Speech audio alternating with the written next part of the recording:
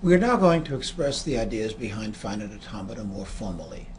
We'll see how to represent finite automata either as graphs or tables. They are two representations of the same idea. And we're going to do a few proofs in considerable detail and learn some useful proof techniques, especially inductive proofs. An alphabet is simply a finite set of symbols. There are many examples. Two standard alphabets we see frequently are the ASCII and Unicode alphabets. An alphabet we'll use frequently is the binary alphabet, consisting of only the symbols 0 and 1. We'll also sometimes use alphabets of letters like ABC, and in the tennis example we use the alphabet of outcomes consisting of the letters S and O. Each protocol has a set of signals, and the set of all signals used by a protocol is also an alphabet. Strings are the usual data type you've seen in languages like C or Java. That is, a string is a sequence of symbols chosen from some alphabet sigma. The strings over sigma are those strings whose symbols are each members of sigma. For example, 011 is a string over alphabet 01.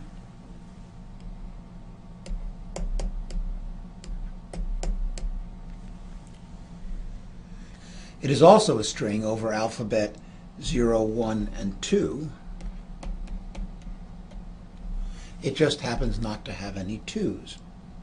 Unlike programming languages, which typically put quotes around strings, we're not going to do that. And even though strings are lists of symbols, we're not going to separate the symbols by commas or other separators. We'll just write down the strings like this. We use the expression sigma star for the set of all strings over the alphabet sigma. The length of a string is the number of positions in that string, and a special string is the empty string, which has length 0. We represent it by epsilon. For example, the language 01 star consists of all strings that can be made from the symbols 0 and 1. For example, epsilon, the empty string, is in this language. There are two strings of length 1, the strings 0 and 1, and there are four strings of length 2, and so on. Notice that we do not make a distinction between a symbol like 0 and the string of length 1 that consists of a single instance of that symbol, the string 0. We trust that context will make clear which we mean. Programming languages do make this distinction, so in C, for example, would put single quotes around the 0 if we meant the symbol or character 0, and would put double quotes around it if we intended the string consisting of only the 0. Languages are sets of strings, and they can be finite sets or infinite sets. The only limitation we place on languages is that there is some alphabet, that is, finite set of symbols, from which all the strings in one language are composed. Here's an example of a language L we're going to meet several times. Its alphabet is 01, and it contains all strings of 0s and 1s that do not have two consecutive 1s. So the empty string is there, and both strings of length 1. Of the strings of length 2, all are there except 1, 1, because that obviously has two consecutive 1s. 5 of the 8 possible strings of length 3 are there, as are 8 of the 16 strings of length 4. Here's a little puzzle for you to think about. For length 0 through 4, we see there are 1, 2, 3, 5, and 8 strings. Do you recognize the sequence? And can you extend it to strings of length 5, 6, and so on? And in particular, can you prove that your prediction is correct? Now we'll give the formal notation for deterministic finite automata. There is a finite set of states, and we usually use Q as the set of states. Don't ask me why it's Q, it just is. And there is a finite input alphabet. The traditional name for the input alphabet is sigma, again for no known reason. There is a transition function which we'll discuss on the next slide. It is the guts of the automaton, since it tells us how the automaton moves from state to state in response to inputs. The traditional symbol for the transition function is delta. One of the states in Q is the start state, and we designate it Q sub 0 typically. And some of the states are designated final states or synonymously accepting states. The final states are typically denoted F. The thing that makes the automaton work is the transition function. This function, usually denoted by delta, takes two arguments, a state Q and an input symbol A. It gives you back the state that the automaton goes to when it is in state Q and the next input symbol to arrive is A. The function delta is total. That is, it has a value for every state and symbol. There are examples of automata where we really don't want to continue in certain situations. For example, our tennis automaton did not have transitions out of the two states where one player or the other has won the game. To fix up such situations, we have to introduce a dead state. A dead state is a state that is not accepting and that has a transition to itself on every input symbol. Once you get to a dead state, you cannot leave it and you can never accept. So dead is a pretty good description of what is going on. We're going to use the abbreviation DFA for deterministic finite automaton. The deterministic means that there is a unique transition for every state and input symbol. We're going to meet non-deterministic automata soon, and there it is possible to transition to many states from one state on one input. Now, back to the matter of a dead state. Here's our tennis example, and you can notice that the two accepting states do not actually have any transitions out. So we add a dead state, and all the missing transitions go to that state. The transitions from the dead state are to itself on all possible input symbols. Like the tennis automaton, we can represent any finite automaton by a graph. The nodes of the graph are the states of the automaton. The arcs are the transitions. There is an arc from state or node P to state or node Q labeled by all the input symbols A, such that delta of P and A is Q. For example, this arc would be present if delta of P and A and delta of P and B were both Q. We represent the start state by adding an arrow labeled start into that state, and we indicate final states by double circles. This is an interesting example of an automaton that processes text. The goal is to recognize that the string read so far ends in ing.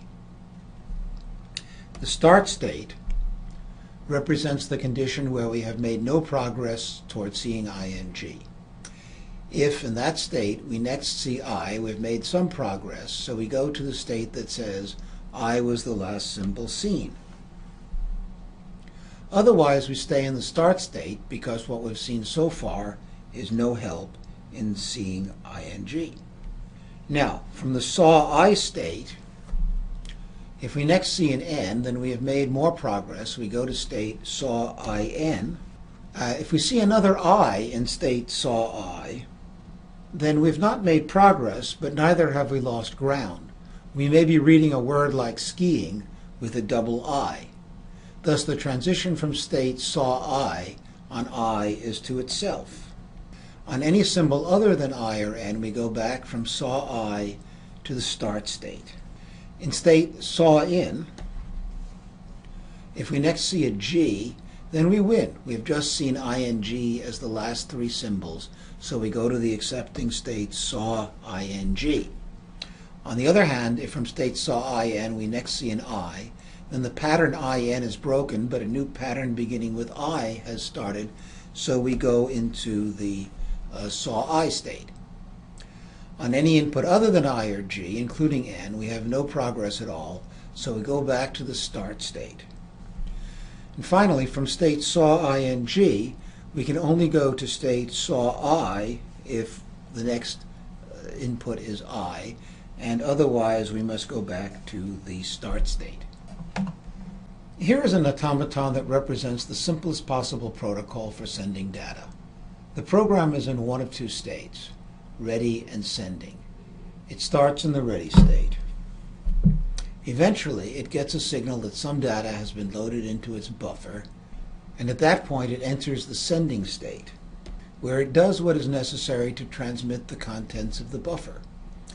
The receiver will send back an ACT signal when the contents are received, in which case we are ready to return to the ready state. However, if the receiver is down, we may instead get a local timeout signal that warns us something is wrong and the buffer must be retransmitted. This automaton is not complete. There are no final states because the automaton is designed to run forever without rendering a decision. Also, there are missing transitions. It is okay to ignore ACK or timeout signals if you're in the ready state, staying in the ready state. However, a data signal in the sending state is an indication of an error, so we might want to go to an error state. And the error state is a dead state, so we need transitions to itself on any of the three inputs. A typical question that is asked about protocols is whether you can get to an error state. We could, for example, make the error state be final, and then ask if the language of the automaton is empty. As we shall see, there is an algorithm to tell whether the language of a finite automaton is empty, a question we could not ask about programs in general. In this example, however, it is really easy to see that there is a path in the graph from the start state to the final state, so its language is not empty and errors are possible. For a running example, we're going to use this automaton. Its language is the set of binary strings that do not contain two consecutive ones. State A is where the automaton will be whenever the input string seen so far is good. That is, it contains no consecutive ones. And also, in state A, it does not end in a 1. Surely the state should be the start state, since when no input has been received, there are not two consecutive ones, and moreover, the input so far does not end in a 1. We get to state B when the input is good, that is, no two consecutive ones, but the last symbol seen is a 1. Notice the only way to get to B is to be in A and then to get input 1. C is actually a dead state. We are there whenever two consecutive ones have been received. We arrive at C for the first time from B, which you recall means the previous input was 1, and in state B we receive a second 1. Once in state C, we stay there because once a string has 1, 1, you can never undo that fact, no matter how many zeros you see. We can also represent automata by tables. Here's our example automaton for strings without consecutive ones, shown as a transition graph in the corner. And we also see a representation of the same automaton as a table. The rows each correspond to one of the states, and the columns correspond to the input symbols. We indicate the final states by putting a star next to their name, and the start state is indicated by an arrow. The entries of the table are the values of the transition function applied to the state that is the row and the symbol that is the column. For example, this entry is C because it is in the row for the state B and the column for input symbol 1, and we know that delta of B and 1 is C. There are two important conventions we're going to use. They let us know the types of things without declaring types. In particular, we can distinguish between strings and characters. We use lowercase letters at the end of the alphabet, W, X, Y, and Z, and sometimes U or V to represent strings. When you see one of these letters, you need to think, aha, that's a string. And lowercase letters near the beginning of the alphabet will represent single symbols.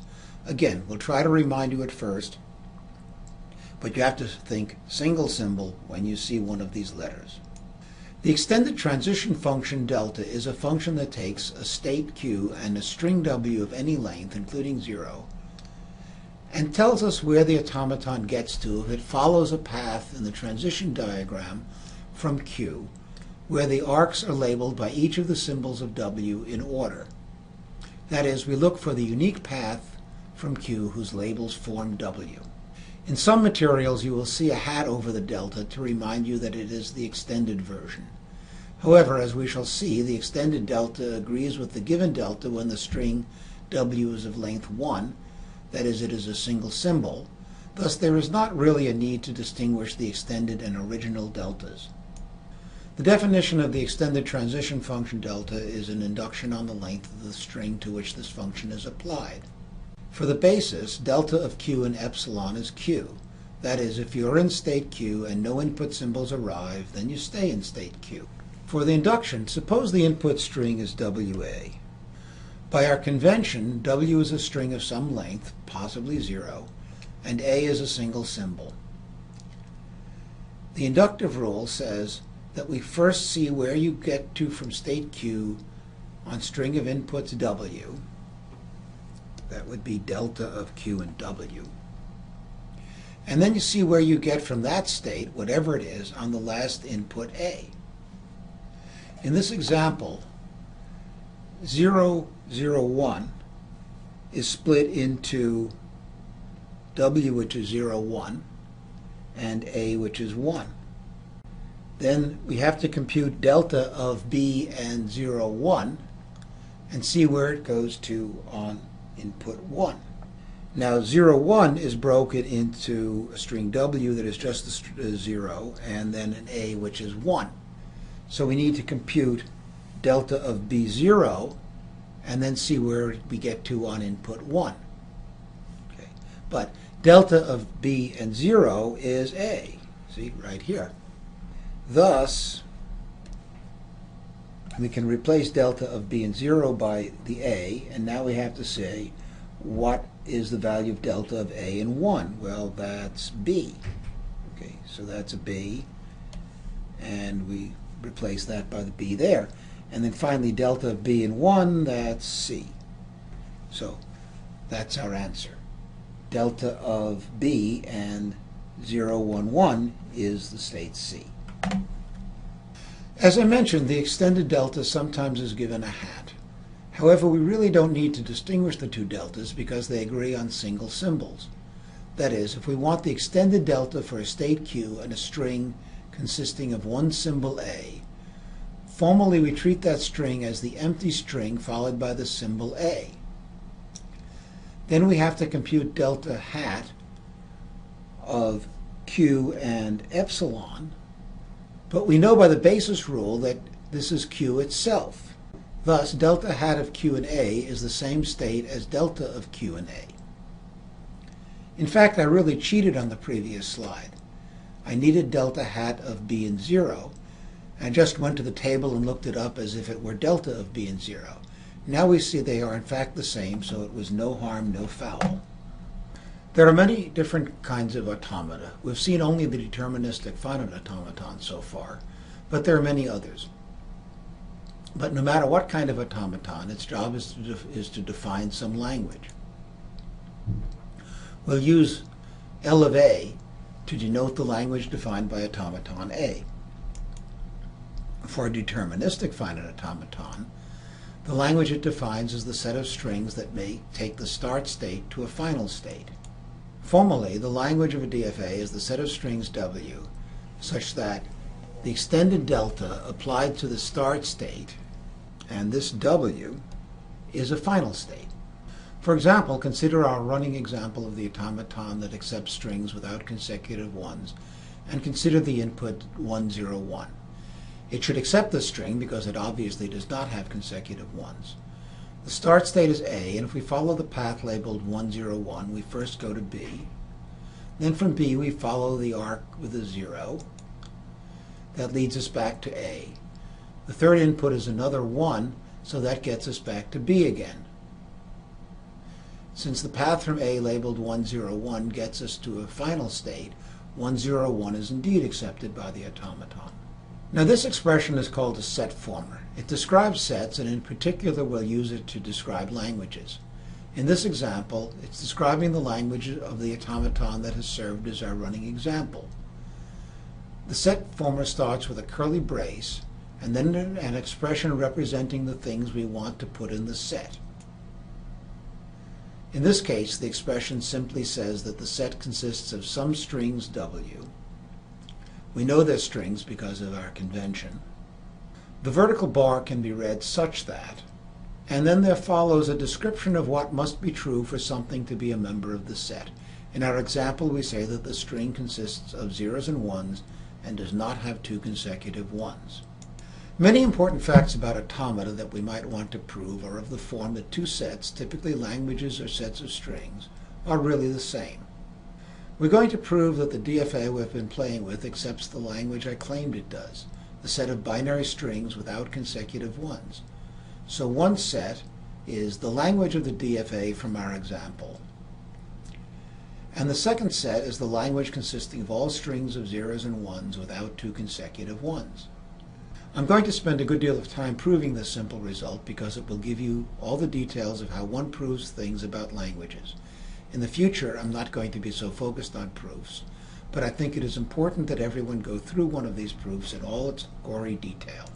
To prove two sets S and T are equal, we generally need to prove two things, that each is contained in the other. That is, we start by assuming W is a member of one, say S, and we use that fact to prove W is in the other, T. Then we start over, and we assume W is in T, and we use that to prove W is also in S. In what follows, we take S to be the language of the DFA we have been playing with, and T to be the set of binary strings without consecutive ones. First, we're going to prove that if W is accepted by this automaton, the one shown in the slide, then W has no ones. Okay, and the proof is an induction on the length of W. It turns out that if we simply try to prove this statement on the slide, we fail, and I'll point out in a few slides what goes wrong. A common trick for inductive proofs is to make a more detailed statement here than you really want because it makes the inductive proof work. Here we need to distinguish whether an accepted string gets you to state A or state B because we need to know whether or not the string ends in 1, even though the conclusion no ones is true in both states A and B. The inductive hypothesis will be in two parts. Part 1 says that if W gets you to state A, then not only is W good in the sense that it doesn't have consecutive ones, but it doesn't even end in 1. Part 2 says that if W gets you to state B, then W is still good, but it must end in 1. Remember, the induction is on the length of W, so the basis case is when W is the empty string, the only string of length 0. We're going to use bars around a string to denote its length. And now, let's prove part 1 of the basis. Delta of A in the empty string is indeed equal to A, but the conclusion is true since the empty string does not have consecutive ones. For item 2, things are a little trickier. It is false that delta of A and the empty string is B, but it is also false that the empty string ends in 1. However, an important principle of logic is that the statement false implies false is true. That is, whenever the if portion of the statement is false, then it doesn't matter whether the then portion is true or not. The statement as a whole is true. Thus, a statement like, if I am Superman, then I wear red undershorts, is a true statement simply because I am not Superman. You don't have to concern yourself with the color of my undershorts. The mathematical term for an if-then statement that is true because the if part is false is that the statement holds vacuously. Now let's address the inductive step. We assume that W is a string of length at least 1, and we assume that the inductive hypothesis, the statements 1 and 2 from the previous slide, about strings that get the automaton to states A or B, is true for strings shorter than W. Let's let W be XA, where by our convention A is the last symbol of W and X is all the symbols, possibly none, up to but not including the last symbol of W. Since X is shorter than W, we assume the inductive hypothesis for X. We're going to prove both statements 1 and 2 for W, which remember we broke up as a shorter string X followed by the last symbol A. Let's start with condition 1. That is, if delta of A and W equals A, then W is good. It has no consecutive ones, and it does not end in 1. How can you get to A by reading string X followed by symbol A? Well, look at the diagram. The only transitions into A are on input 0. That's this and that. So symbol A must be 0. That immediately lets us conclude that W does not end in 1. And furthermore, these transitions to A are only from A and B. Thus, X must get us to A or B. Now, regardless of whether X gets us to A or B, we can conclude, using the inductive hypothesis, that X is good. It has no consecutive ones. Thus w, which is x followed by 0, also has no consecutive ones, and it surely does not end in 1. Now for part 2. If delta of a and w equals b, then w is good and ends in 1. There's only one way to get to b. You have to be in state A, and the input has to be 1. Thus, if w equals x followed by a, then x gets us to state A, and the symbol A is a 1. We can therefore conclude that w ends in 1. We apply the inductive hypothesis to x, and we conclude that x not only has no consecutive 1s, but doesn't end in 1. Any occurrence of 1, 1 in w would either have to be at the end or lie completely within x. We know it doesn't lie within x by the inductive hypothesis. We know 1, 1 cannot be at the end because x does not end in 1, and a is only a single 1. We conclude that w does not have consecutive 1s. Notice that if we don't use this more complicated inductive hypothesis, where we distinguish between a and b according to whether the string x ends in 1, then we cannot make the inductive proof. If we know only that x gets us to a or b, then we might think that x gets us to state A yet ends in 1, in which case w, which would be xa, would have 2 consecutive 1s. But we're not done. We still have to prove that t is contained in S. That is, if S is a good string with no consecutive 1s, then it is accepted by the automaton. It is helpful to restate what we need to prove in its contrapositive form, which is logically equivalent to the original. The contrapositive of an if-then statement, say if x then y, is if not y then not x. We can see why this is an equivalent statement, since if y is false, it couldn't be that x is true, because whenever x is true, y is true. In this case, x is the statement that w is a good string with no 1s, and y is the statement that w is accepted by the automaton. The contrapositive is that w is not accepted by the automaton, then w is not a good string. That is, it contains 1, 1 as a substring. A deterministic automaton has exactly one transition from each state on each input symbol. Thus, any string w gets the automaton from the start state to exactly one state. So the only way w could not be accepted is if it gets this automaton to state C. Notice that the only way to get the automaton to C is for some string x to get it to B, and then for an input 1 to follow. Once in C, you stay in C, so anything can follow the x and 1. We'll call that y. That is, any string w that gets the automaton to state C must be of the form x1y, where x gets to B. We already observed that the only way to get to B is by a string that ends in 1, since the only transition into B is on 1. Thus x must be of the form z1 for some z. Thus w is really z11y, and we can conclude that if delta of a and w is c, then w is bad. That is, it contains 2 consecutive 1s. Now we introduce a class of languages called the regular languages. These are the languages that have a deterministic finite automaton accepting them. That means that the language is exactly the set of strings accepted by this automaton. Soon we shall see that there are several other ways to describe the regular languages, including by regular expressions and non-deterministic automata. While many common languages are regular, there are also many that are not.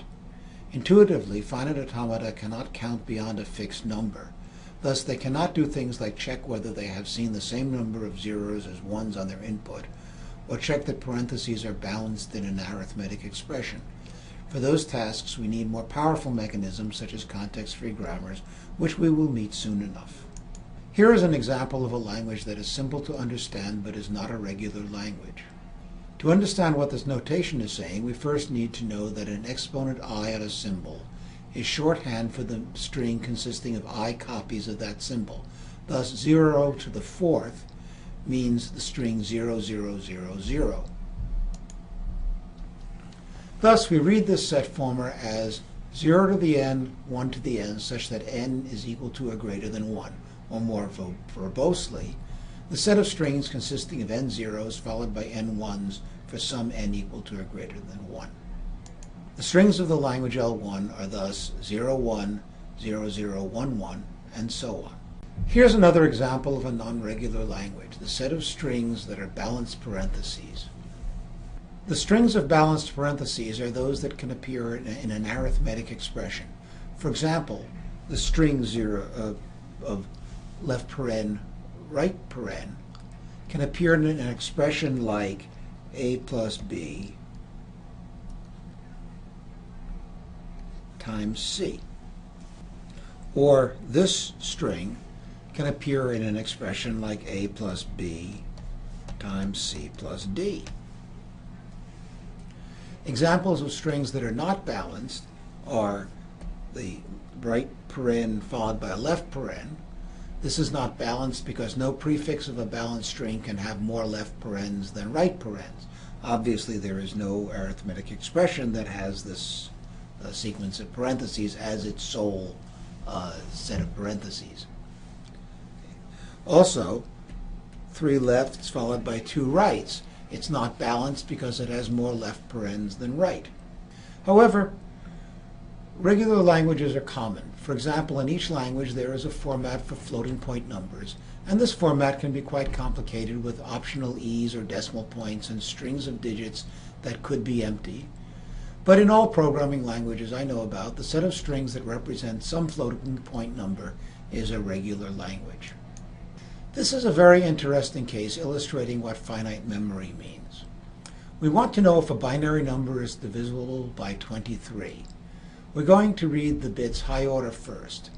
But if we have only finite memory, how can we remember exactly what sequence of bits has been read, since the sequence can grow very long? But there is a trick. We don't really need to remember everything about the bits read. It is sufficient to remember what the remainder is when divided by 23. Thus we'll have 23 states, 0 through 22. These correspond to the 23 possible remainders when an integer is divided by 23.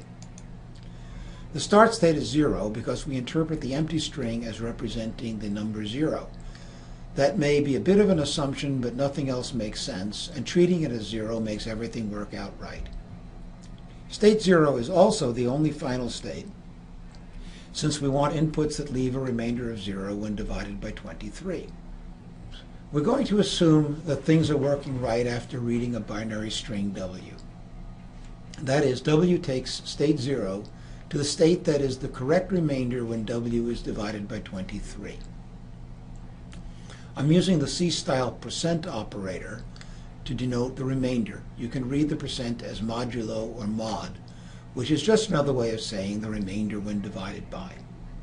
The transition from each state I on input 0 is to the state that is the remainder of 2i divided by 23. To see why this works, we know that I equals 23a plus b. For some integer a and for some integer b in the range 0 to 22. That is, b equals I mod 23. Then 2i is 46a plus 2b. Since 46 is divisible by 23, 2i mod 23 is just 2b mod 23. That is, when we divide by 23, we can just get rid of the 46a. We know it will leave a remainder of 0. Thus, we can take the state b, which is the remainder, double it, subtract 23 if it is 23 or more, and that gives us the new remainder and therefore the new state. We never need to know what a is, and we never need to know I exactly. For the same reason, when a 1 arrives at the input, we can go from state I to the state that is the remainder of 2i plus 1 when divided by 23. For example, twice 15 is 30. So from state 15, we go to the state that is the remainder of 30 divided by 23, or state 7, when the input is 0. From state 11, on input 1, we go to the state that is the remainder of twice 11 plus 1 divided by 23. That's state 0. So whenever a string gets you to state 11, that is, the string leaves a remainder of 11 when divided by 23, that string followed by a 1 must be divisible by 23 and therefore must be accepted. Interestingly, another regular language is the set of all the binary strings that if we read the strings in backwards, that is low order bit first, they form a binary integer that is divisible by 23. And there's nothing special about 23. It could be any number in both this example and the previous one. So for example, 0110100 is in this language because when we reverse it we get 0010110, which has the value 46 in decimal, and 46 is of course divisible by 23. It is really tricky to design a DFA to accept this reverse language. However, there is a theorem, which we shall see soon, that says if a language is regular, then its reversal, what you get by reversing each of its strings, is also a regular language. The proof of this theorem will let us construct the DFA for the reverse language from the DFA we just saw.